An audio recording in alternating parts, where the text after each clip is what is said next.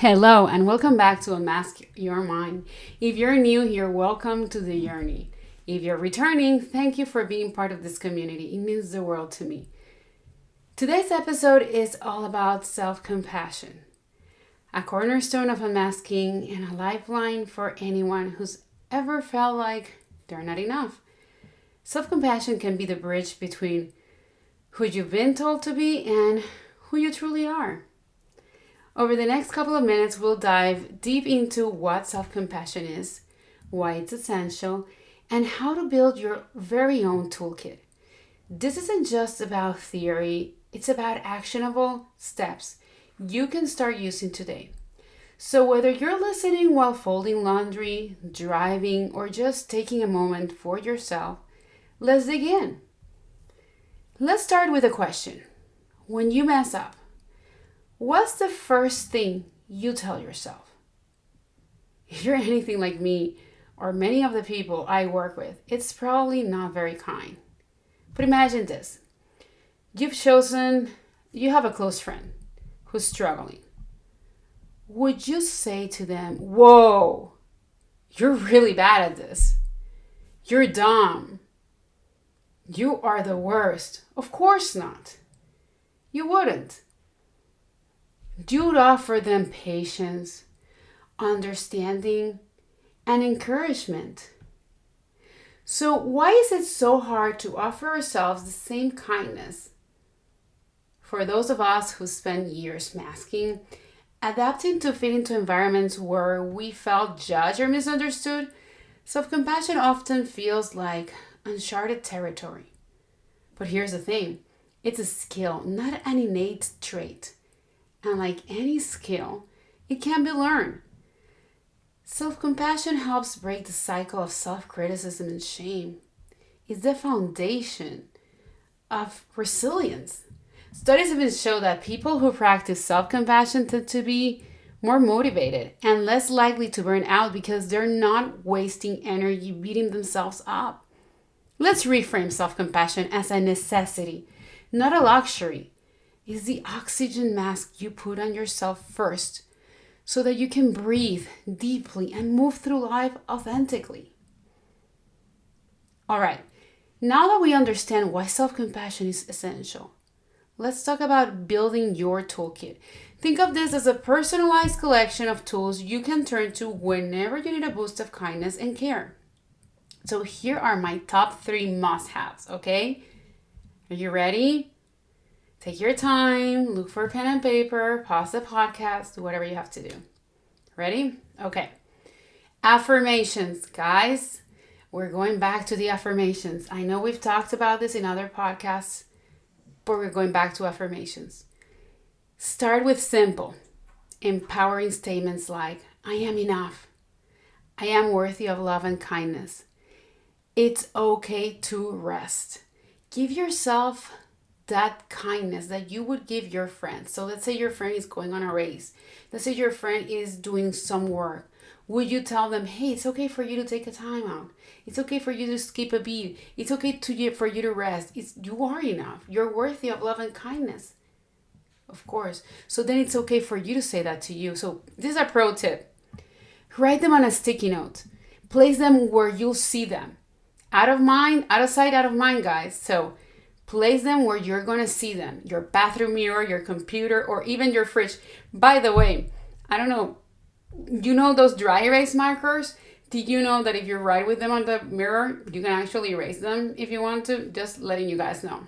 I actually sometimes use that to remember things, but that's just me. Don't do it if it's going to break your mirror. Never broke mine, but just letting it out there. But you can use sticky notes and place them all over, wherever you can see them.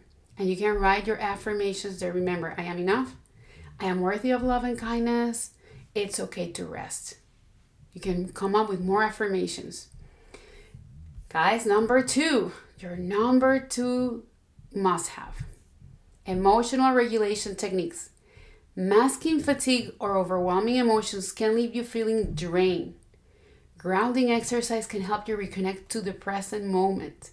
So try the 5, 4, 3, 2, 1 technique. Identify 5 things you see, 4 things you can touch, 3 things you hear, 2 things you smell, And one thing you can taste.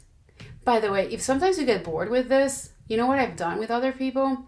For instance, if you're a Taylor Swift fan out there, identify 5 Taylor Swift songs, 4 things about her that you like, 3 things, change it. The point is to get your brain moving in different direction, restructuring, moving your brain, distracting. Another favorite is deep breathing. Inhale for 4 counts. Hold for 4 counts. And exhale for 4 counts. It's a quick reset for your nervous system. And that's going to help you emotionally regulate yourself.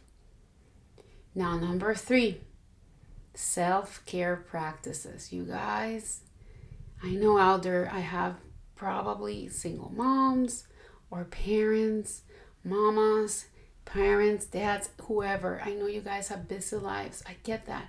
But self-care is so important. It doesn't have to be grand.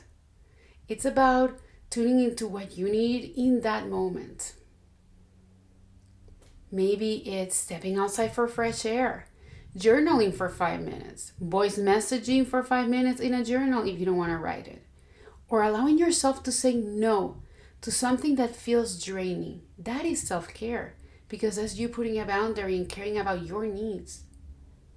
Self-care is a daily reminder that you matter, that you are worth something, and taking care of your needs.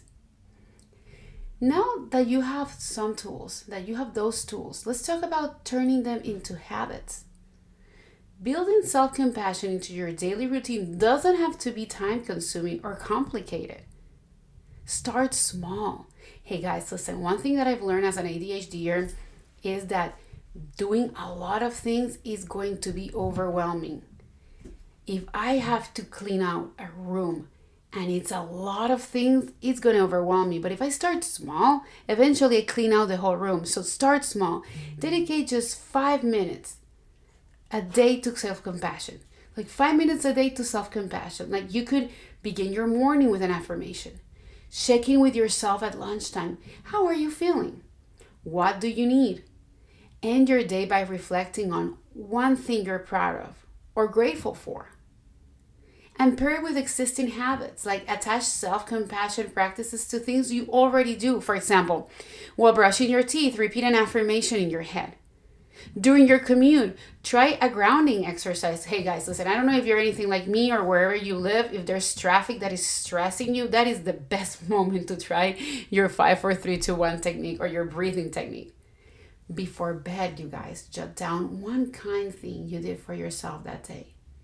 Isn't it great to just go to sleep being happy and grateful for something that happened in the day? That is a great day to end the day. And you guys, celebrate the small wins. This is very important. There are so many things happening in our lives right now. Think about the chaos of the world outside. That celebrating the small wins is so important to keep ourselves grounded and positive and in the moment. So every time you choose self-compassion, you are rewiring your brain to default to kindness instead of criticism. Celebrate that. Over time, these small actions will add up, creating a solid foundation for self-acceptance and resilience.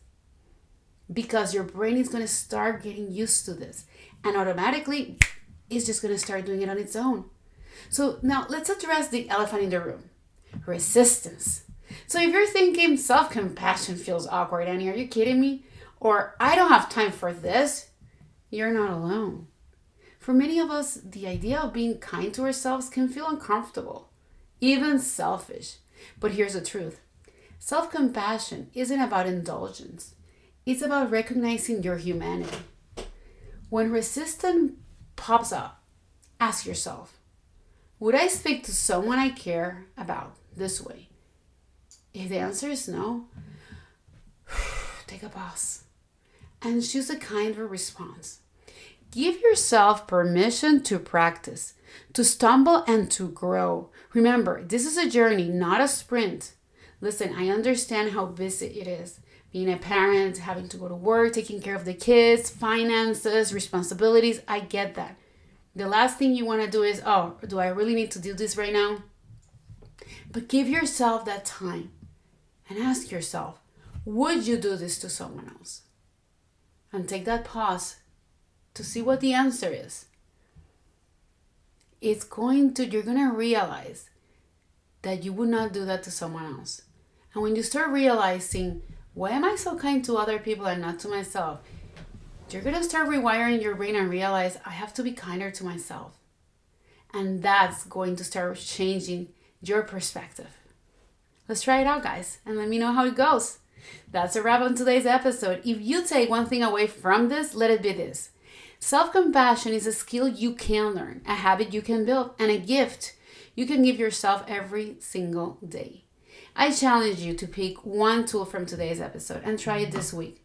Whether it's an affirmation, a grounding exercise, or a moment of self-care.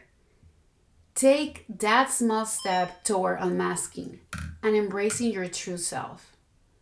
If this episode resonated with you, share it with someone who could use a little extra kindness in their life. Don't forget to subscribe so you never miss an episode, and leave a review. It helps us reach more people on this unmasking journey. Thank you for showing up, for listening, and for being part of this incredible community. Until next time, take care of yourself. You're worth it. Before you go, I'd love to hear from you. What's the first tool you're adding to your self-compassion toolkit? Share it with me on social media or in the comments. Let's cheer each other on.